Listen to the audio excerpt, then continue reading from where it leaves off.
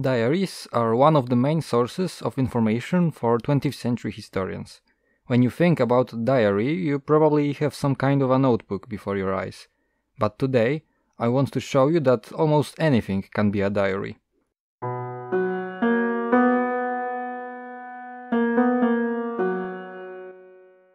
Hi, it's Galahad here, and you're watching another episode of History Telling. Today I will tell you about an interesting example of a gun that, just by itself, can tell a fascinating story. Let's start with a brief introduction to this unique weapon itself. After the First World War, France looked for a gun similar to German MP-18. In 1921, a program meant to replace all small arms in the army was published.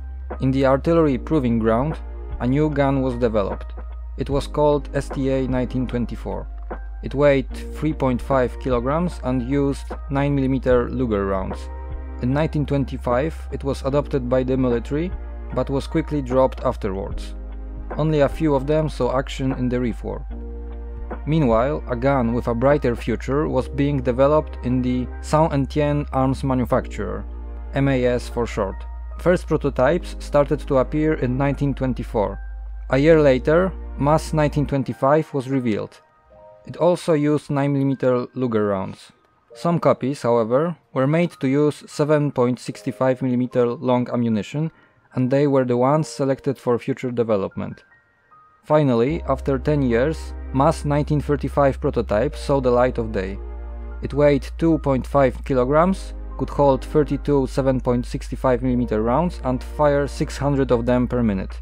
Later on it was developed into MAS-1938. Both MAS-1935 and 1938 guns were used in combat in the Battle of France until the factory was seized by the Germans. Okay, we already know something about the development of MAS-35, but how did it end up in Poland? To begin with, let's look at the submachine guns used by the Polish forces in the interwar period. First ones to reach Poland were Thompson M1921s, adopted by the Polish police in 1926, and Finnish Suomi KP31s, adopted in 1932. Polish army, however, still didn't have any submachine guns. In 1936, two firearm designers, Piotr Wilniewczyk and Jan Skrzypiński, started the development of what later became Mors WZ-39. During the spring of 1937, in the suburbs of Warsaw in Rembertów, firearms trials took place. Many designs from all around the world were compared to help the development of a Polish SMG. They were, for example, the German Erma EMP, the American Thompson M1921, the Finnish Suomi KP31, and the Swiss Bergmann 1920. The trial was won by the Erma EMP, which became a base for the WZ-39 Mors. There is a high probability that one of the submachine guns tested was also the French MAS-35. The example I want to talk about traveled a long way, and I'm sure if it could speak, it would tell us some interesting stories. Luckily, we're not left just with a gun and guesses. Looking at its wooden buttstock, we can see the places it has visited and try to reconstruct its journey. First marking we see is a date 1st of September and a location Dęblin. It is a Polish town that played a huge role during the invasion of Poland in 1939. It housed an Air Force training school and an ammunition depot. 8 kilometers outside of the town, an even larger ammunition depot called the Main Arms Warehouse No. 2 was located in Stawy. That's probably where the gun was sent to after the 1937 trials. When the war broke out on the 1st of September 1939, MAS-35 fell into the hands of a Polish Air Force officer stationing in Dęblin. Why do I think he was an Air Force officer? Firstly, a simple Polish recruit wouldn't get a prototype French SMG at the start of the war. Secondly, a lot of the staff members stationed in Dęblin at that time, as like I said before, there was an Air Force training school. Thirdly, looking at the typeface, we can assume that the markings were created by an educated person. Still, it's only my assumption, but that's the best I have. Now, get back to action. On the 2nd of September, German Heinkels appeared in the sky and started to bombard the airfield. It was decided to evacuate officer cadets and staff members to Końskowola village. That wasn't a target for enemy bombers. On the 14th of September, Polish soldiers in Dęblin were ordered to destroy all guns from the main arms warehouse number 2 in Stawy to avoid being captured by the Germans. The MAS-35 was lucky not to be among those 200,000 guns.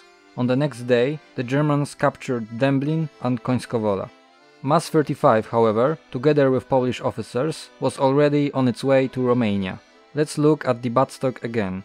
Second marking we see is Bucuresti, in English Bucharest, the capital of Romania. Around 3/4 of all Polish airmen who managed to escape the Germans ended up in Romania. The rest went to Hungary. Our hero, like almost all other airmen, boarded a ship in one of the Romanian Black Sea ports, Constanța, Baltic or Eforie.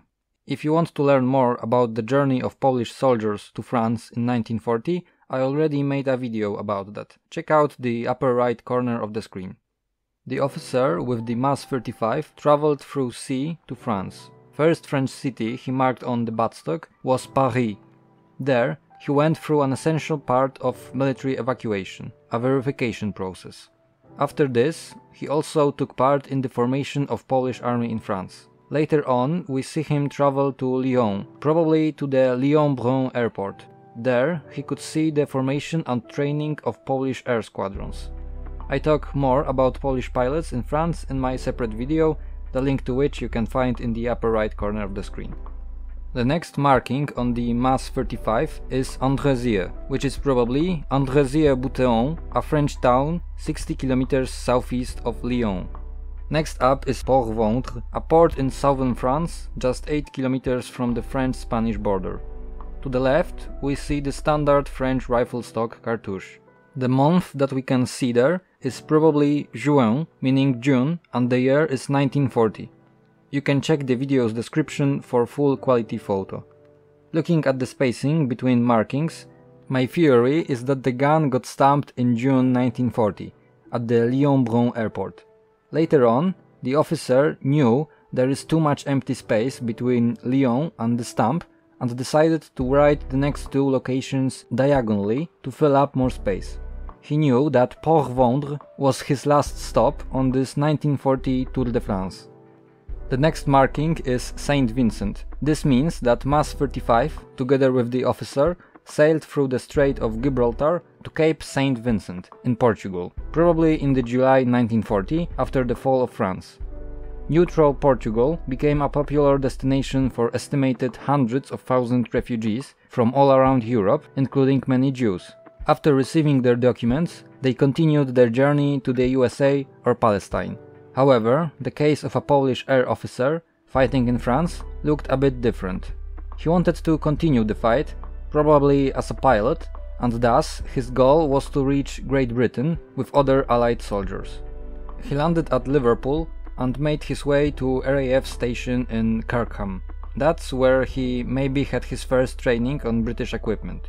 Next marking is a big question mark. This mysterious symbol could mean many things. Maybe it was an illustration of the officer's wondering about his future path. Or was it an expression of confusion when he found out in Kirkham that he couldn't mark his gun like he used to, by engraving on his wooden stock? All of those are just speculations. The thing that we know for sure is that the marking Bramcut was done differently, with some kind of an ink pen. RAF station in Bramcut was the place where the first Polish air squadrons in Britain were formed at the beginning of July 1940. They were number 300, 301, 304 and 305 Polish bomber squadrons. This indicates that our pilot with his MAS-35 could fight in the Battle of Britain in one of those bomber squadrons. As Bramcut is the last marking on the gun, we don't know what happened to his owner later on. What we know is that the MAS-35 remained in private hands until 1980s. During the 1988 firearms amnesty in Great Britain, the gun was voluntarily handed over to the police. It could be that the Polish officer had it for all those years as a war souvenir. And that's all for today. Let me know if you like such speculative episodes about unknown parts of history. That's because there is already a lot of content and research around the popular world history on the internet, and I don't want to repeat the same conclusions over and over again. So I'm thinking about something less studied. What do you think? Do you have any such forgotten stories? Let me know in the comments down below. And also, as always, remember to hit that like and subscribe button to not miss my future videos. See ya!